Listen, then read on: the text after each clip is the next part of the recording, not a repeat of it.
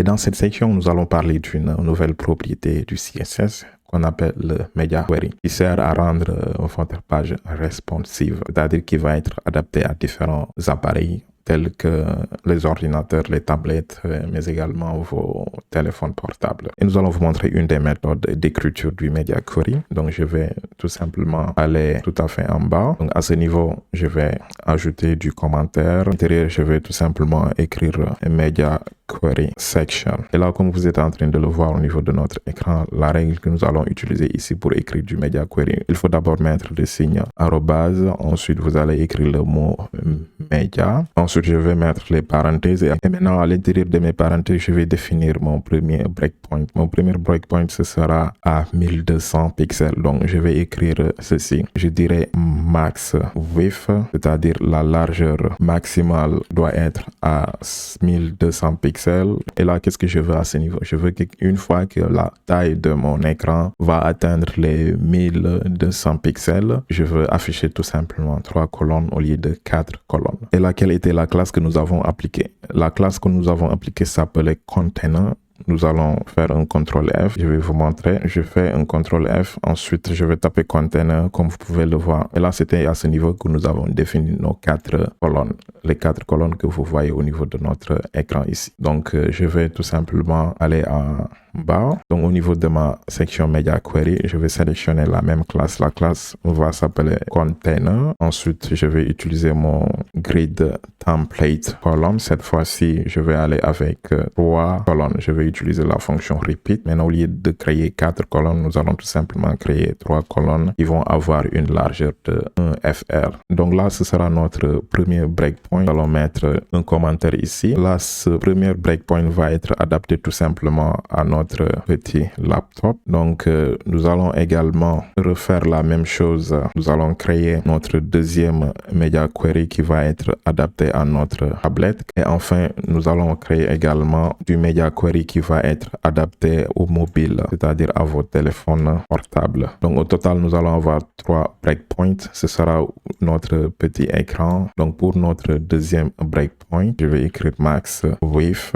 de point doit être égal à 900 pixels. Et là, je vais tout simplement créer 2 colonnes au lieu de 3 colonnes. Donc, je vais tout simplement sélectionner ma classe qui s'appelle container. Et je vais modifier la propriété grid template column. Ensuite, utiliser ma fonction repeat et créer 2 colonnes qui vont avoir une largeur de 1 fr. Donc, je vais également reproduire la même chose à ce niveau. Je fais un CTRL C. En bas, je fais un CTRL V. Donc, la valeur que nous allons mettre à ce niveau, ce sera tout simplement la valeur 600 pixels. Donc, cette fois-ci, nous allons tout simplement créer un seul fr. C'est-à-dire, nous allons créer qu'une seule colonne.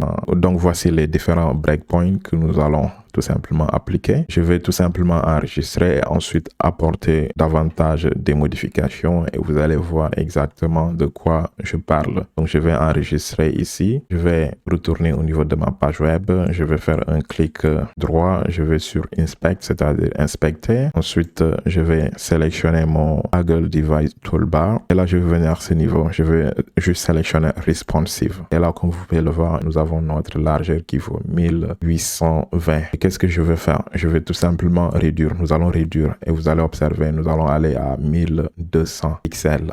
Je serai à 1200 pixels. Et là, comme vous pouvez le voir, à 1200 pixels, qui représente notre premier breakpoint, nous sommes passés de 4 colonnes à 3 colonnes. C'est quelque chose que nous avons écrit à ce niveau-là, comme vous pouvez le voir ici. Donc, quand vous allez également au niveau de votre DevTools, vous allez cliquer sur la partie Style, comme vous pouvez le voir. On a tout simplement écrasé cette propriété qu'on a remplacée par celle-ci. Donc, nous allons continuer. Notre deuxième breakpoint passe à une largeur maximale de 900 pixels. Je vais aller à 900 pixels. Vous voyez, quand je suis à 900 pixels, donc nous avons quitté 3 colonnes à 2 colonnes. C'est ce que vous avez là à ce niveau également. Et là également, comme vous pouvez le voir, nous avons la même chose également. Donc, pour notre container, nous avons tout simplement écrasé cette propriété. Au lieu que ce soit 4 colonnes, nous sommes à 2 colonnes. Donc, le reste des propriétés reste inchangé. Et maintenant, nous allons diminuer davantage et aller au niveau de notre dernier breakpoint que nous avons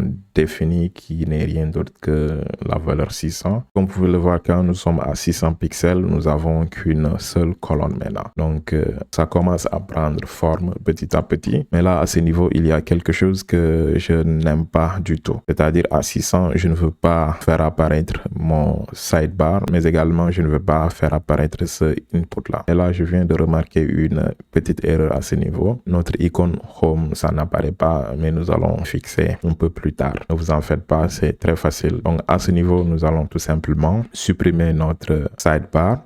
Et pour vous permettre de voir, je vais tout simplement réduire la largeur de mon éditeur, mon Visual Studio. Et ensuite, nous allons sélectionner notre classe qui s'appelle Sidebar Container. Donc, notre Sidebar Container, nous allons appliquer la propriété Display. Et ensuite, nous allons affecter la valeur qui s'appelle None. Et je vais enregistrer. Quand j'enregistre, comme vous pouvez le voir, notre sidebar n'apparaît plus.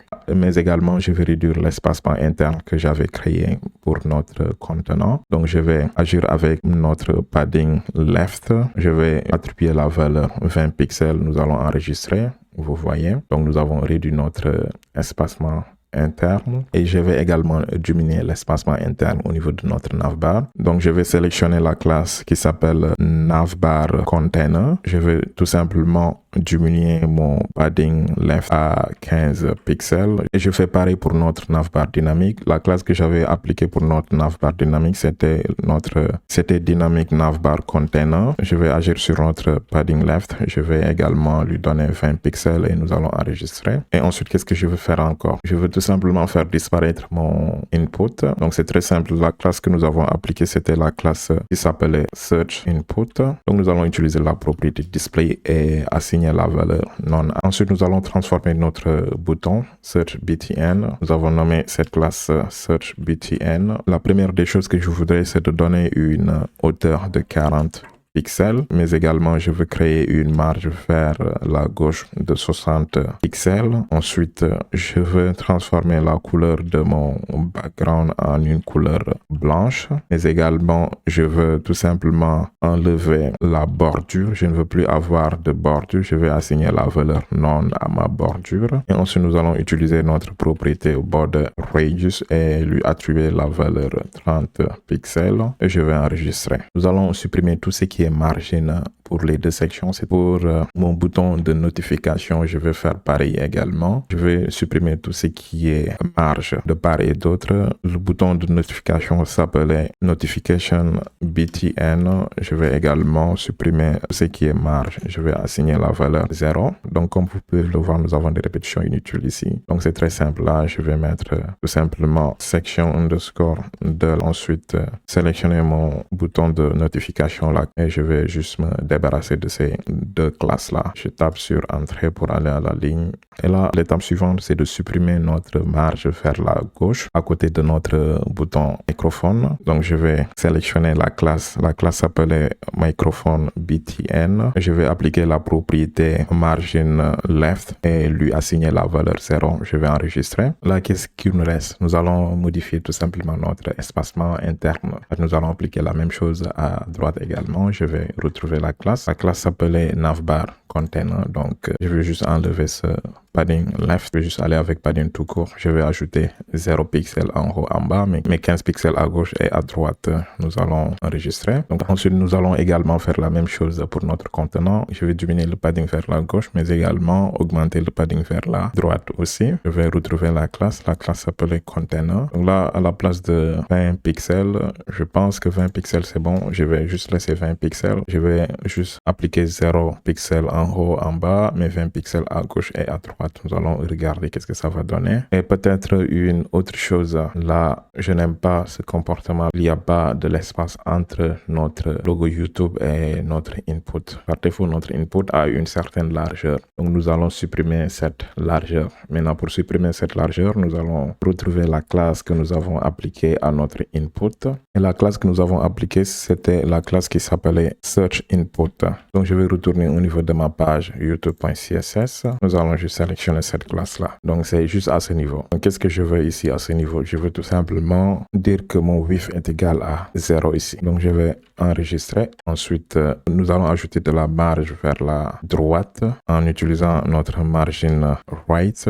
Je vais aller avec 20 pixels à peu près. Je vais enregistrer. Donc là, c'est bon. Donc, nous allons diminuer. Donc là, donc il n'y a pas ce qu'on appelle un phénomène de superposition. Je pense que c'est bon. Tout ce qu'il faut pour cette section. Vous avez la possibilité d'utiliser beaucoup plus de Media Query pour rendre cette page beaucoup plus responsive. Vous pouvez vous exercer, mais là, nous allons nous limiter à ce niveau. L'objectif de cette vidéo, c'était d'apprendre du HTML et du CSS de manière beaucoup plus pratique, sans pour autant rentrer dans trop de détails. Donc, vous avez tous les éléments nécessaires qu'il faut pour reproduire cette page-là et créer d'autres pages beaucoup plus complexes. Peut-être une dernière chose que nous allons également fixer, ce sera notre icône Home. Je vais tout simplement retourner au niveau de la classe que j'ai appliquée au niveau de mon sidebar. Donc, je vais retrouver cette classe-là rapidement en tapant le nom à ce niveau, sidebar container. Donc, je tape sur Entrée. Voici notre classe qui s'appelle sidebar container. Donc, à ce niveau, je vais tout simplement utiliser notre